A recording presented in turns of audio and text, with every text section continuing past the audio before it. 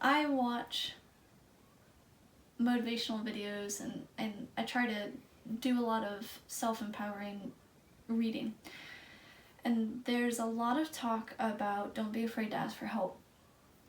And I hear it a lot, and it's not really gone into depth.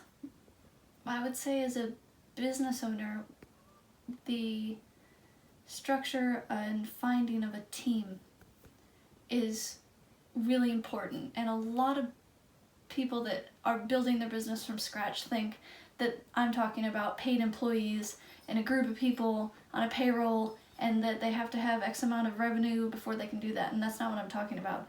I'm talking about before you can pay your first person, finding those people that know more about something than you do, who you morally respect, and being able to go to them, being able to say, hey, I don't know about this, can you help me?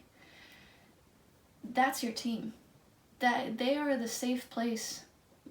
They are the people that are going to be able to point you in the right direction, point things out that you don't see, give you information that you hadn't considered, and tell you when you're doing good and you can't see it, and tell you when you're going in the wrong direction and you can't see it, and to consider things that you didn't know were even available, and the ways to help you and things to avoid, so things to do and things not to do.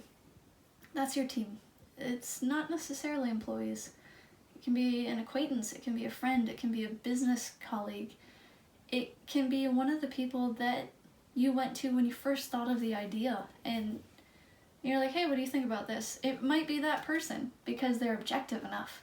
But that team, those are the people that you don't want to be afraid to go to and say, can you help me? And you don't have to be having a problem to ask for help. I think that's another misconception. Because when you own your own business, sometimes on the days that are going really well, those are also the days that you may need feedback. It's not always when you have a really big problem. And that team, that's what keeps you going. They are, in bicycling they have the group of people with the towels and the waters on the sidelines that at the checkpoints. That's your team. That's your team. Like, you have to run the race. You're the one that has to make those decisions and do it day in and day out. And your team is not there every step of the way.